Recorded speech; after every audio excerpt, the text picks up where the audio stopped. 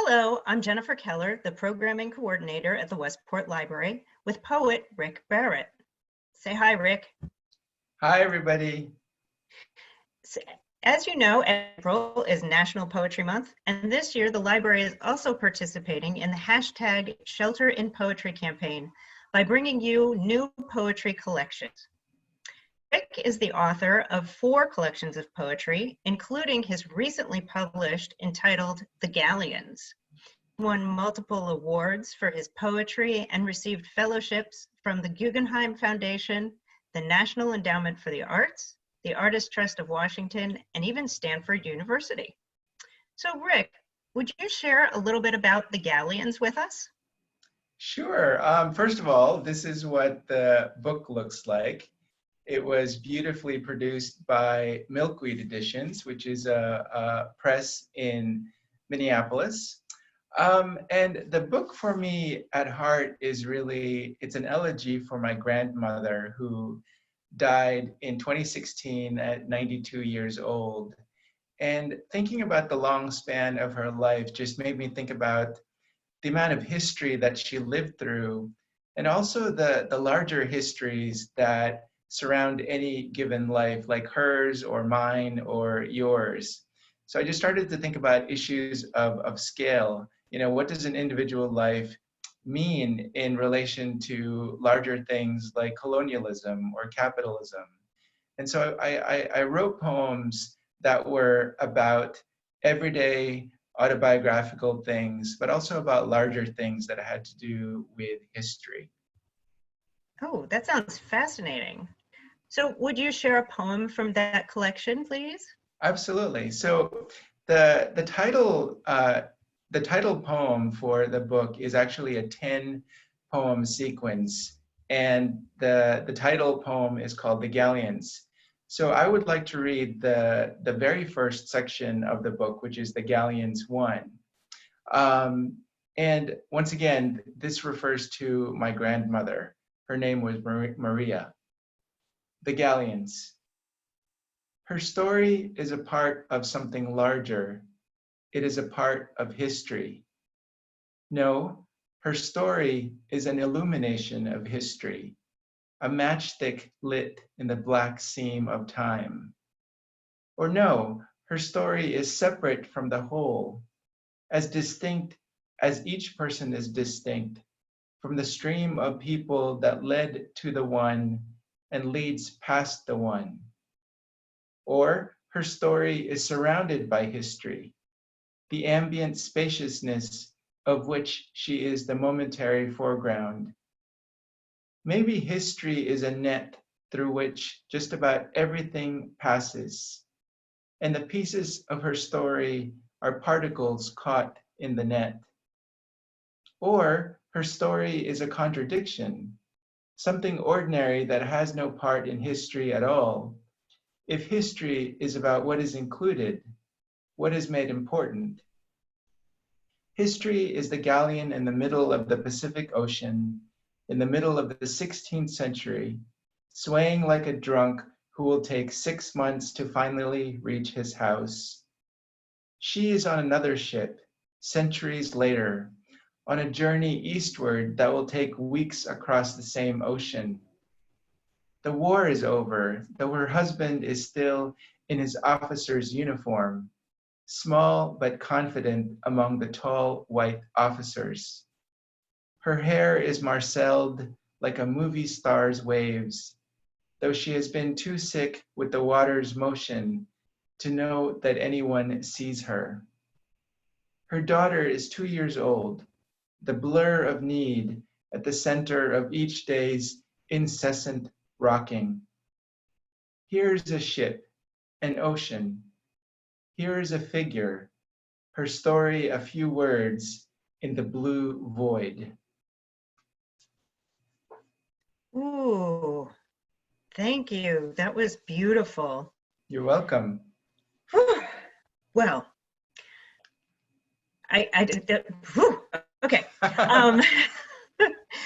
Is there, so to sort of shift gears here, is there a poet that you turn to during tough times, like say, I don't know, being at home through a pandemic?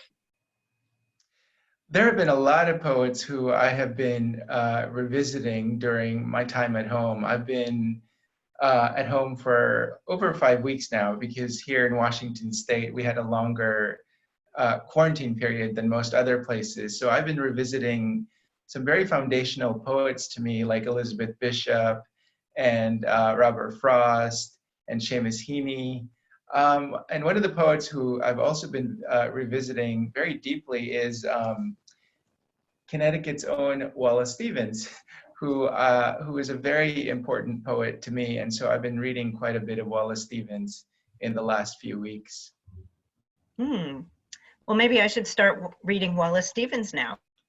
That's right. Yeah. Yeah. Okay. So if someone is at home and decided to try writing poetry, what advice would you give that person these days? My advice is don't think about writing poems, just think about writing.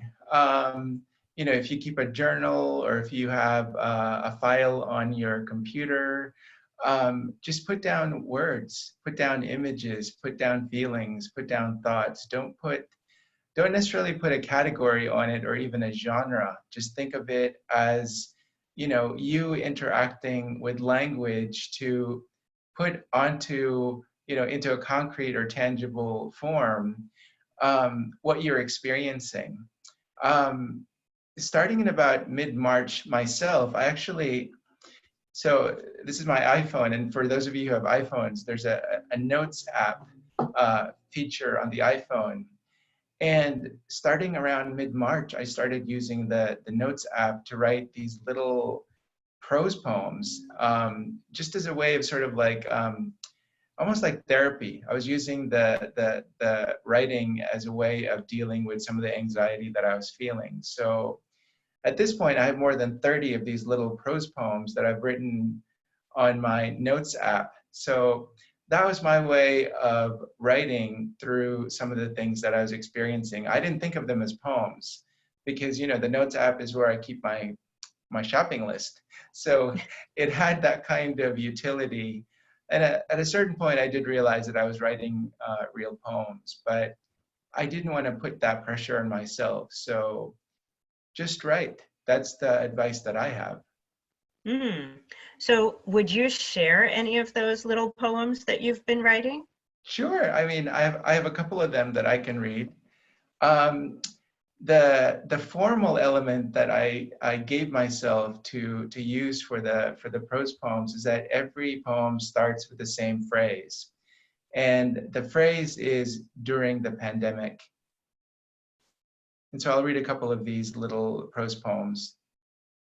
During the pandemic, I fixed on each fear its own fastidiousness. My mother and the ocean, not even a touch of it, not even her feet in the tender edge of surf. My friend and the tunnels he went through with his eyes closed. When we went outside, we wore latex gloves, the colors of Easter. We stood apart in the mandated distance, like the remaining pieces late in a game of chess. Oh, that's good. Do you have another one? I do have one more. Yeah, I'll close out with this. During the pandemic, I praised the cherry blossoms. I praised my lungs. I praised crying. I praised the faces of my students checkerboarded on the computer screen. I praised the curses I gave to those who deserve them. I praised coffee. I praised ventilators. I praised the people gathered on the rooftop of a neighborhood building, laughing as they looked at the night sky. So those are a couple of those little prose poems that I've been writing on my iPhone. Wow. Okay, well, that's a hard act to follow, Rick. I'm not so sure I'm ready for that yet, but I would like to thank you so much for sharing your poetry with the Westport Library community. And remember, if you're at home, you can purchase Rick's collection, The Galleons, at your favorite retailer, or find it in our catalog to enjoy more of his poems. And for more author videos and information of Westport Library, remember to visit westportlibrary.org. Thank you so much, Rick. Thank you so much, Jennifer, and thank you to the Westport Library.